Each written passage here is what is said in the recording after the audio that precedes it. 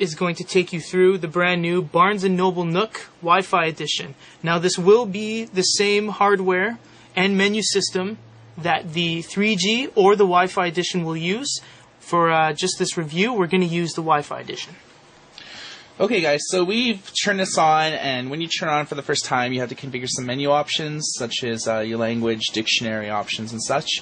You can see here, stereo speakers, has a headphone jack, as well as we have it plugged in and being charged right now. So just to give you an indication on, this is the micro USB, and we have it plugged in and charging with the wall adapter that we showed you during the unboxing video. You can see it here at the top. This is where the power button is. So let's turn this on and give you guys a little heads up on what exactly this e-reader has. Now, with the 3G original out of the box, we have previous videos on there, and they didn't really have any of the game options that you have now. So you have different menu options here with the Wi-Fi right out of the box. You have games. You can configure your Wi-Fi, audio, music, and audiobooks. You also have a web browser and your settings. So let's just take a look at the options here one by one, as well as just to give you guys an indication that these are the page turn buttons. So this is designed for people that are either left-handed or right-handed. So you can turn the pages forward and you can turn the changes back. Now, we've already connected this up to a Wi-Fi network. When you first power on your Nook Wi-Fi for the first time, it'll ask you if you want to connect up to a Wi-Fi network, as well as the Nook will connect up to any AT&T hotspot, as well as most 3G AT&T coverage areas in the United States. Now, the daily basically just has news that's coming up on a day-by-day basis. This is written by the Barnes & Noble Nook team. So it basically has, you know, Columbus Day, you know, tips, tricks, help, and stuff. Your library is where your ebooks would be located at. So if you had ebooks loaded on your device, they would be listed here. You could also do things such as view your Barnes & Noble library, view item details and options, check for new content. This check for new content is important, especially if you load ebooks manually on your Nook yourself. So ebooks that you've loaded from other websites that you've either bought or that you've downloaded, when you copy the ebooks to your device via Windows Explorer, you can select this book option here, which is check for new content, and it will be synced and you'll see all the new books appear here. In a subsequent follow-up video, we will be showing you exactly how you load ebooks on your Barnes & Noble Nook Wi-Fi. Now you can click the shop button when you're connected up to the internet, and you can do things such as shop for ebooks, magazines, newspapers, new releases, ebooks for under $5, as well as you know, deals, Barnes & Noble recommendations, as well as the new Barnes & Noble Lend Me books. The Lend Me feature allows you to share ebooks for up to a week or two at a time with family, friends, and loved ones. If you have bought a book and use the Lend Me option, the book will actually disappear from your e-reader during the duration that it takes to, you know, if you lend a book to, say, your brother or sister, then the book will disappear from your device and be transferred to your brother's device. And then when he's done with it or the time expires, it'll be transferred back to your device. You can click on this option here and browse the Lend Me bestsellers. So let's take a look at some other features here.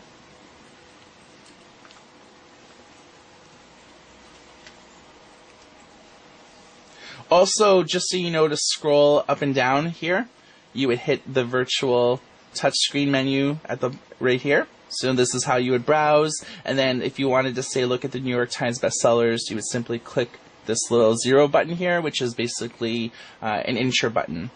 So you can see here the prices. If you wanted to click on a device or click on an ebook, you can purchase it, but you have to first register a Barnes & Noble account.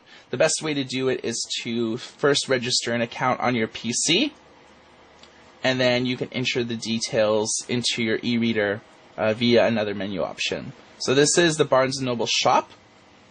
Reading now, we won't show you that right now because that is only if you have an ebook already loaded on your device. So if you're in the middle of reading a book, you shut your e-reader off, turn it into standby mode. You can go to Reading Now and just pick up where you left off. One of the new features in the Barnes & Noble Nook Wi-Fi is the games. It both comes with Sudoku and chess. So let's just load one of these up just to give you an idea on what it looks like. Different modes here, easy, medium, hard, or extreme. We're extreme cats here at Good e-Reader, so we're going to play it under extreme. So this is the game here. So we're just going to exit out of here for now. Again, they have a Wi-Fi option here, so if you never set your Wi-Fi right out of the box, you can check out here. Airplane mode, so if you're on an airplane where most airlines don't allow Wi-Fi or 3G on a flight, so you can turn airplane mode on, and that will disable all of your Wi-Fi, or if you have the Barnes & Noble Nook Wi-Fi and 3G, it'll cease all the internet connections. You can also here click this button and check out a full list of Wi-Fi connections in your neighborhood. Again, if you're on an AT&T network, it'll automatically connect up. Or if you're in a Barnes & Noble bookstore anywhere in the U.S., they also provide free Wi-Fi. It has audio options here. So if you have audiobooks or if you have MP3s that you want to listen to via headphones or various stereo speakers, this is where you would browse it here. Of course, by default, no music or audiobooks comes with the device, so it gives you a little a menu prompt here saying load music via USB because there's nothing on there, so we're just going to close that. And let's take a look at the web browser beta. This is something that Barnes & Noble just implemented.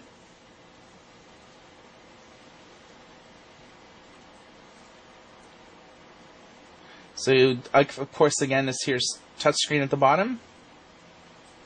You do things, manage your browser settings, zoom, forward and back.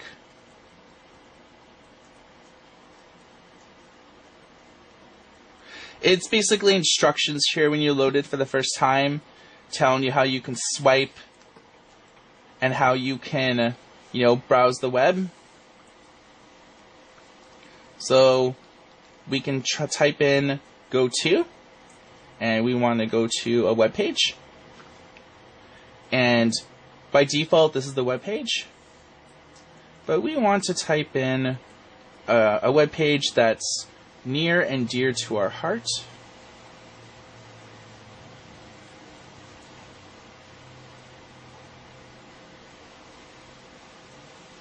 Of course, if you look at the way that I'm doing this, the bottom is touchscreen, so that's how I'm entering my web address here.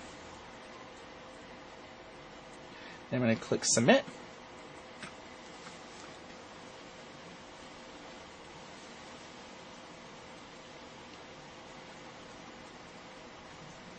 So this is a website, goodereader.com. So that's just an example of the web page features here. And lastly, you have your settings menu. You do things like do your Nook. This is where you would register it, tell you your firmware version. This Nook, of course, comes with a micro SD card. Comes built in with 1.3 gigabytes. Tells you your battery charge as well as your serial number and MAC address. In our opinion, this is a great new e-reader. It's just came out about a month or two ago, but in our opinion, if you're looking for a solid e-reader, you can't much get better than the Barnes & Noble Nook Wi-Fi. One of the things that we like about it is the Lend Me technology that allows you to share ebooks with family, friends, and loved ones. But yeah,